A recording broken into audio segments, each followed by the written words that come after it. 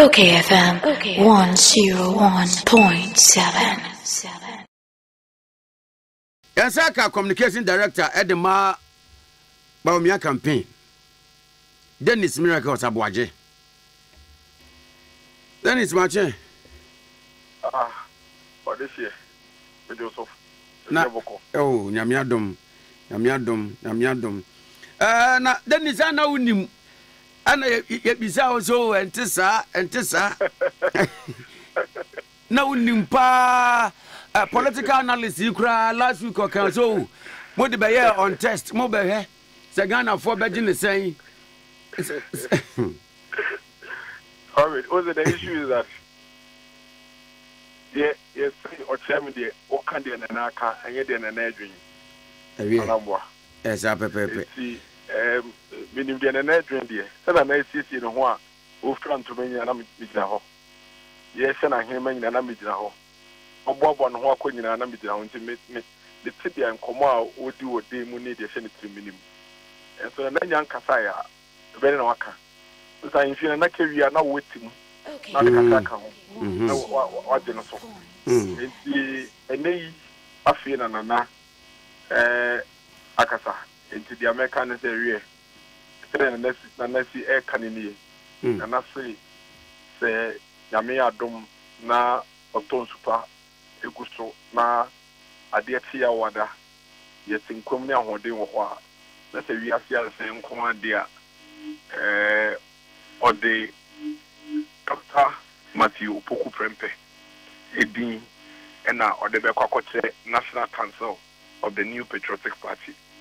Now, what's wrong with India? Or did you say Dr. Matthew Poku Prempe, Ebekanoa, a bit of your man couldn't be a pray December 7th, every year precope.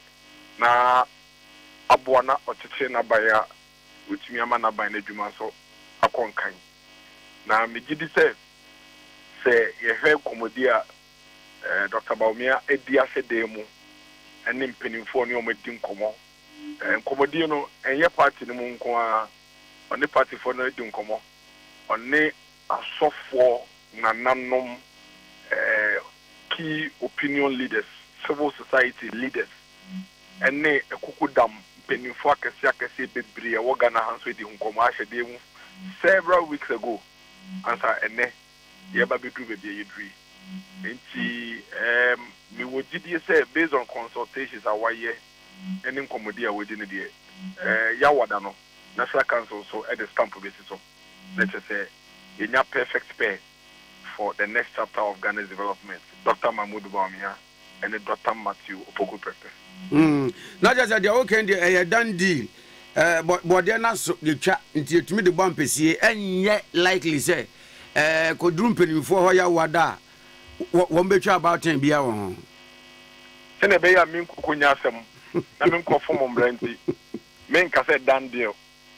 And run a say, often Conasa Council, so Nasa Council Bobo. Media, baby, I'm a tenor. Benitria say, Omo National Council no. Dodo na ni omo din koma se dem si dada enti ansa na nei ebeba bontema ye nyina ya te no na che se oni omo din komo wa ma bonte am be cancer nti na wankasa odi hu adanse se over the past weeks and days and months no fredi ai si o de munya bote oni penufo din komo si enti nei se wo hu se wa ba bonte aba be catch national officers ni adia ba news man na che se o gidie se omo si so ni omo din komo nyina no ono me di wie penifo ya so na yawada omote National Council danim enti ebe din se bia ebe ka se nsaka ebebem but sad decision in National Council enti India no more for now however no but me are very confident say bibia nsesa ebe Dr. Matthew Opoku Prempe fitianwa wia edin ba ye komo no ahase ma ebi a wo yanti yakura aja mini na moan meni ko boba ku bi so se guy name ni NAPO ena omo de o ase enenim na ye o NAPO ena and we the strategical match da mo pese ananu 2020 campaign song no opposition no mo bo o NAPO no o mu ntumi mbo because abri bi on bebo bia no na Kwakwe say running mate na omo endorse no. I advertise with them. Omumbo ya na omumbo. So wa oni chia say e friend saying. Ye kra normally MPP. And this one you can eat with the Asapa, okay, back here by Mahama, Omobo, the Baba. Okay, Mackay, Omobo, Omonica bomb when you say mix. And on the Magana Democracy. Do you ever call elections? You run October and then November, NDC Kaisia, MPP Kaisia, your boy, near boy.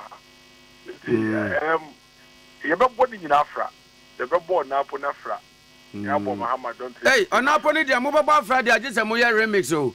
Na muyi kanema peni John Dramani Mama Dini free on namode besho.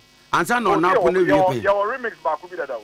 Eh sir. Oh, your remix ba ku bi a Mr. Sydney yema ye. Eno na Mahama bye bye o.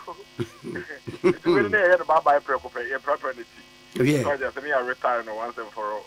Maybe I got no a very important say Ibema Ghana ni for France and then I drink and na audience of Beboa. Why be? You bet me I no why no. Bed then say the castle mine kaka away. Nipa ba kope. No kwa wo wi ase 77 wi ase nyen se nyino betu dia bo man no. Ne di obeti na ye no why we nya fie 9 the vice president and ya sa che 9 bi one be your mampani. Yamma Dr. Mahmoud Bawumia so kwan. Na ono so ne de ka ko betuma na ofa embeboa mbeni hosa zala ne de so ko fa ba pe na argument no so akwa say yaje nkwa Jesus obai 33 years ado so besan so ababiem enti ono ne de 5 years onyama okay so I said I don't be wi na fe ono so abesuasia no oje sa de nkwa de ka ba koy ampa okoy onyama so I just enti answer na obetum dey infanton just was aba yen train adunkwaba na fe DM so de no infanton no aba for now there on mine no pempeso yedu no yehia adwen foforo yehia eniso ho foforo yehia obi so a ono so de bi foforo ba beboa okay yema Dr. Mahmoud Bawumia so kwa no so meyi bi na nso yehwe ono so yewie a ono so nko na obi foforo so fa na de mbra Dr. Matthew Opoku Prempeh edini ba ye said an American remarks and Crawford pass it. Center for Democratic Development, Ghana. Political analyst, or research fellow. Openi Osai Kwapon. What need about Bawumia's choice of Opoku Prempeh? Nyanwanwa. Now it makes political sense. As a member of the campaign team, our communication director. Moje nomination and Dr. Matthew Opoku Prempeh saying.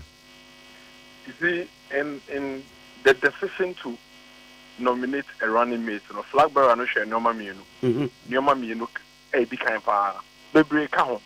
But the two critical issues near the kind, as I said, winning elections and our forming government, the war. In the why and obey to me a day. Political capital ababeka or no flag bearer and no one home.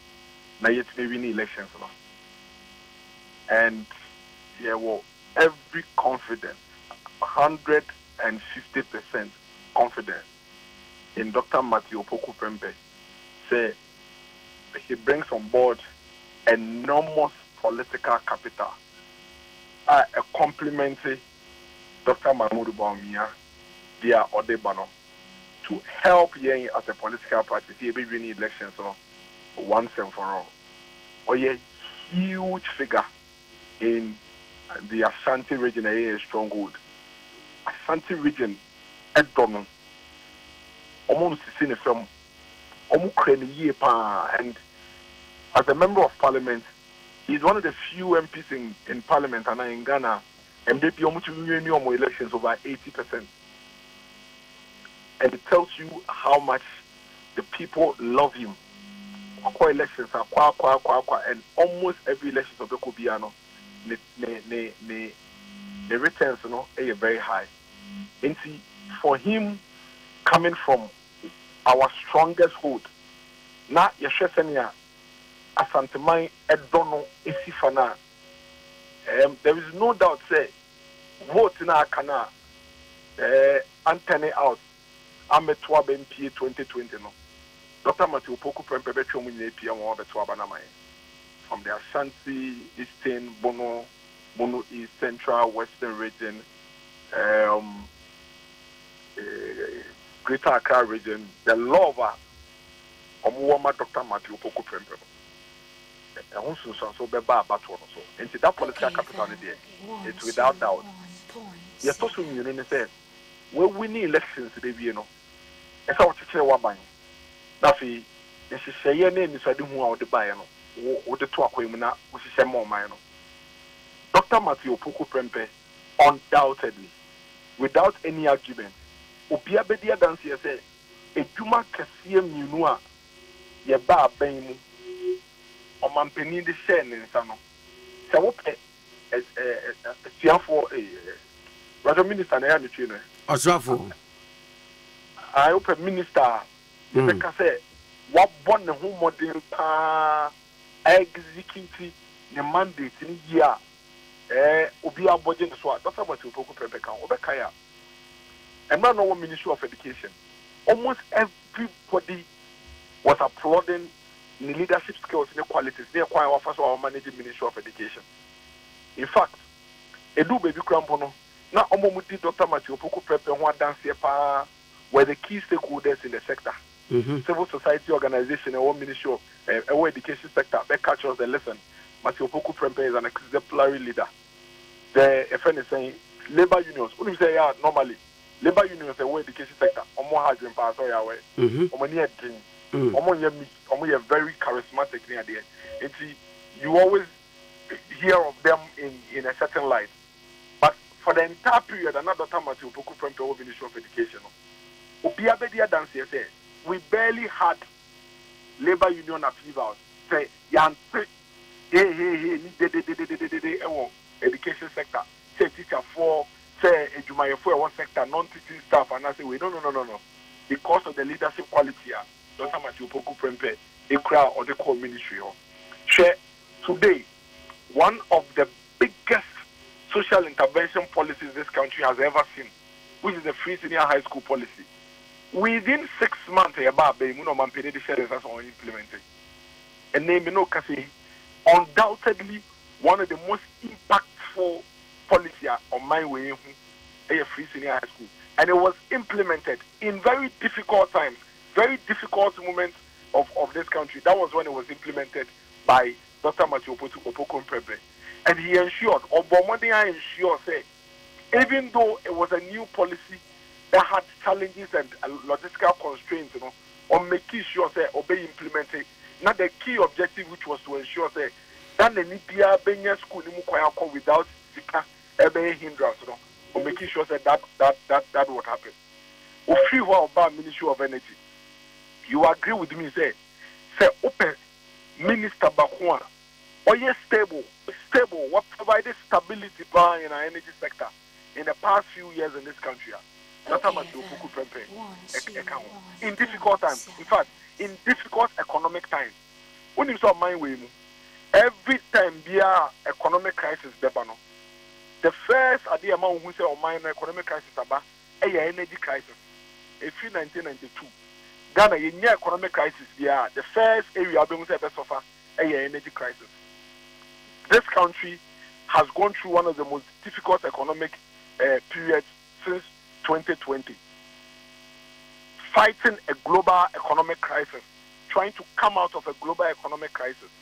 And yet within that period, Dr. Matthew Poku Prempe as Minister of Energy has worked so hard to ensure that science is so born now economic crisis is negotiating with IPPs.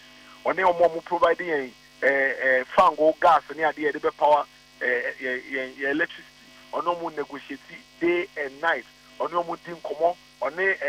provide power producing companies. On them negotiate. On them 24/7. Or provide upgrade to our grids.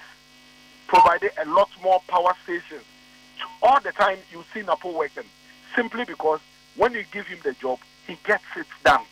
And he stays focused to ensure say human na dia sense no obeye sa suban no sa niye no sa ntitiye no sa character na okura the goal getter character, resource oriented character, focus character no woro is one of the key reasons why Dr. Mahmoud Bawumia empower no as a running mate to ensure say Dr. Bawumia ni swadi ho a washisha mo my way no he would get a partner in Dr. Matthew Opoku Prempeh, a running mate that is resource oriented, running mate that is a goal getter, running mate to stay focused to the objective so that yet or minor the tea will be covered by this running mate.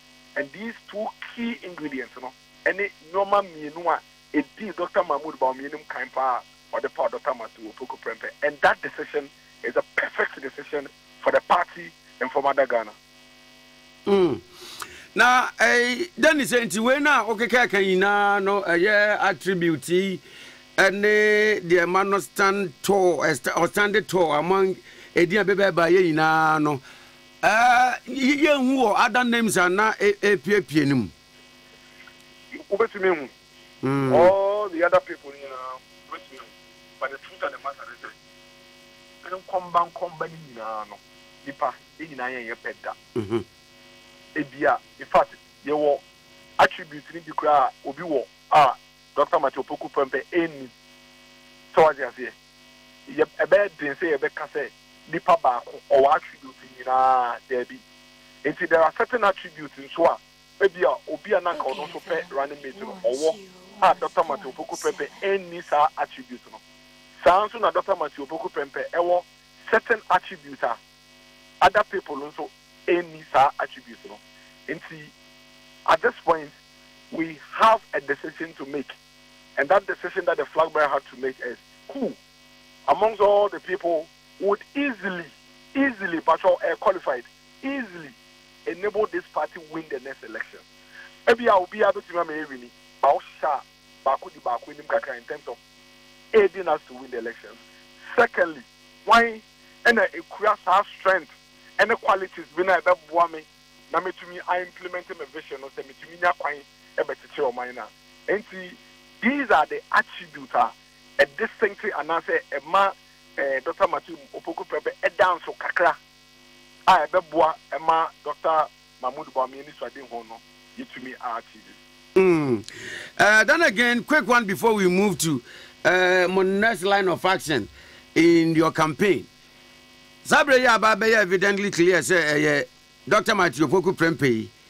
Then Enra some pundit I shall say match the two running mates in the two biggest parties in Ghana, NDC and PP. Ebiso NAPO de so here politically no or you ahead of Professor Jina no Opoku Agyeman. Say our constituency said you mention as to no or your certain MP wo ministries are wakwa yeduma omu ina ne osanso one of the arms of government which is the legislative ni na no epege no up now so eba no running mate dia kamia say Jina no Opoku Agyeman ahead because one why running mate into onim terrain 2020 okoye running mate campaign wonimu.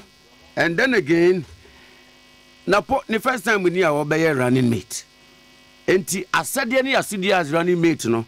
Jenny ahead and here put in a competitive advantage ama or the gains be call NDC than NAPO to NPP.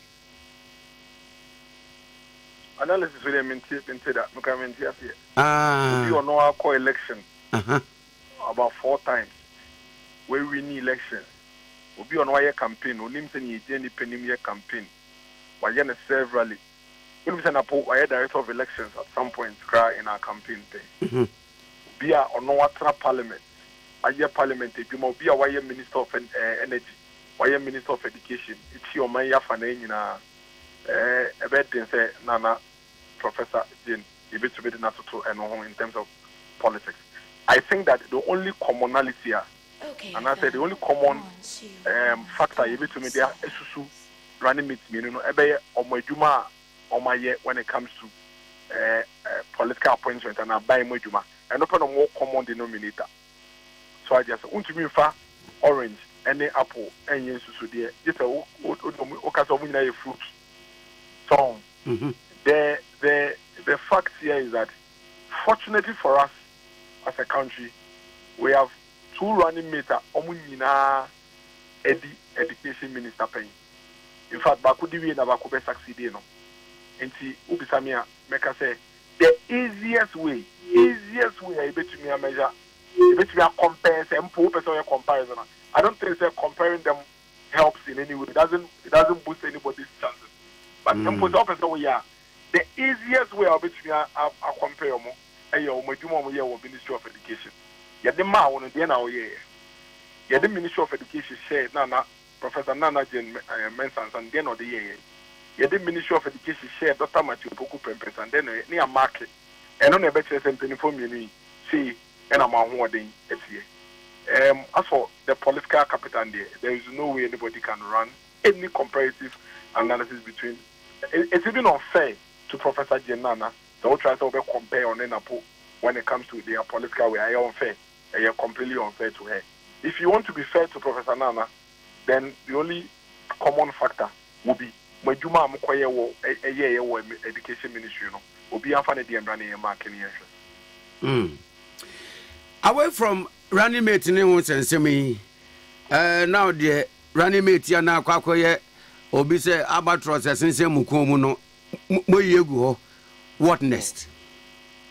Oh, next week, yeah, yes, a constituency campaign. Next week, yeah, yes, a constituency campaign.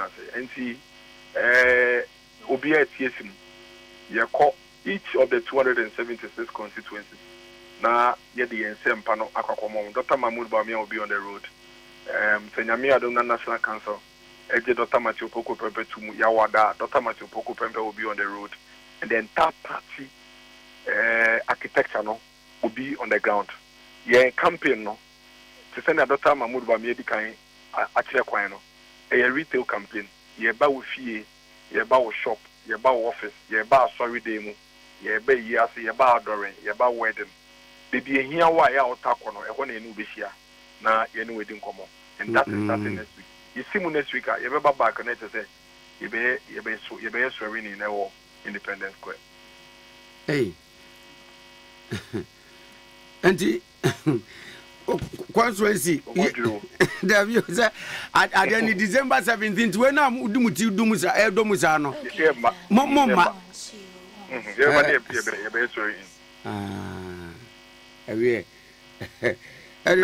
Campaign strategy with you. You see more, the Yama, you see more, you go by Duma, Copentama. You be campaign. Yeah. Then it's a better sign of pain. That's me. That's the Communication Director at the Bawumia campaign 2024. Dennis Miracles Aboagye. And Yanene Bonkomai. OKFM 101.7.